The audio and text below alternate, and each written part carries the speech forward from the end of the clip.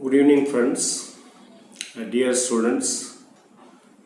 This discussion will help us to understand the basic implications of Tamil Nadu Budget 21-22. This is only a small initiative to sensitize students and friends, and particularly students at schools and college level, to understand the basics of budget, particularly state budget.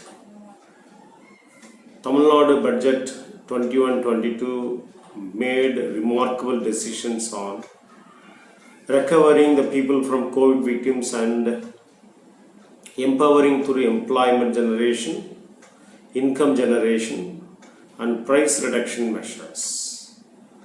COVID-19 made negative impacts on health, economy, social and other sectors. I think everyone is witnessing the problem of COVID situation, particularly in Tamil Nadu. It also aims at strengthening small, medium and cottage industries and protecting interests of the workers in these industries. Reduction of rupees 3 from state excise duty on petrol, promise of providing monthly assistance of rupees 1,000 to women members, rupees 703 crore granted as subsidy for free bus travel for women. Food subsidy has been hiked to over 8,000 crore. About 25 crore man-days of work will be granted, and 48.48 crore allocated towards upgrading Anganwadi centers across the state are important measures taken to recover and revamp people and economy from COVID situations. This is a very important steps taken by the Tamil Nadu Budget 21-22. This budget is a paperless budget and focuses on digitalization of economic services and functions with the aim of social, economic, tax and subsidy governance in order to have a better economic discipline. This step will boost economic confidence among industrial leaders and administrative officials. It also helps to have effective linkages with all sectors and departments. I am sure this plan will help to avoid leakages in the public services of the government. Economic stabilization is thrust of this budget, and measures like Defence Industrial Park in Coimbatore, revamped integrated road safety management plan of buildings for all courts to be constructed, allocation of rupees 2,000 crores for providing drinking water through Jal Shakti scheme, rupees 3,800 crore for rural housing, food parks, and 100 crore for regenerating temple tanks, new temple chariots and gardens in temples may help the state to achieve the policy of strengthening and stabilizing economy, particularly state economy. Budget realizes the existence of economic disparity among different districts and regions in Tamil Nadu. And the budget made many steps in the budget document to reduce economic disparities among the states, particularly between regions, in order to bring social and economic equity by way of using the local governments, particularly local bodies like village panchayats, urban government bodies, municipalities and other things. And very interestingly, the economic aspects of budget document is to be understood in a proper way. Economic justice is more important for effective delivery of social justice, particularly during this welfare state regime. All the states and all the governments wants to have a welfare measures, particularly protecting people from poverty, unemployment, illiteracy, hunger and other fields.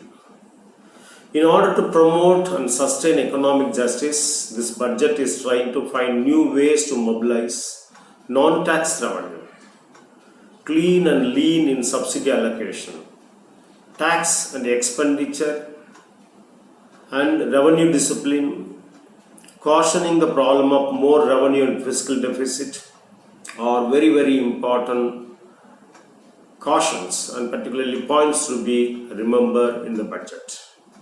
This budget tries to find ways to mobilize revenue through international institutions like World Bank, Asian Development Bank and other leading institutions. Through building strong relations with international community, particularly with the Tamil people settled in all over the world, Tamil Nadu government aims to mobilize more revenues, particularly in the form of non-tax revenue or in the sense gifts and grants and other forms of revenue from various sources. It also tries to get more shares from union government through various ways and means. Particularly, state governments has a right to get more funds from center. Sometimes if any small dispute between center and state in terms of legality, in terms of misunderstanding, in terms of other things, the state government can settle all these matters in order to get more revenue from state governments. I think the present finance minister is very clever enough to get more funds from central government, particularly union government, through various measures, particularly in the form of not only shares from tax revenue, even in the form of non-tax revenue sources. On the whole, Tamil Nadu budget is a paperless document, aims at digitalization of economic services, made decisions on recovering the people from COVID victim situations, empowering, strengthening and stabilizing economy, make steps to reduce economic disparity and to bring equity among districts and regions, particularly in Tamil Nadu, plan for clean and lean in subsidy allocation, aiming at tax, expenditure and revenue discipline, and cautioning the problem of revenue and fiscal deficit.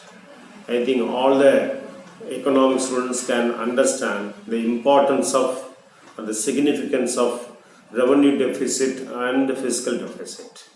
If we are not controlling revenue deficit and fiscal deficit, then the economy will be not in a good situation, not in good conditions. So we are always cautioning more revenue deficit and fiscal deficit that should be curtailed or controlled. I think the finance minister is cautioning, and he is also promising within 2 or 3 years the revenue deficit and fiscal deficit will be controlled. This budget is mainly aims at promoting and sustaining social justice through economic justice policies and programs. I think all are agreed only through providing economic justice we can think of providing what you call social justice. So this is what this budget document aims at Tamil Nadu level. Thank you.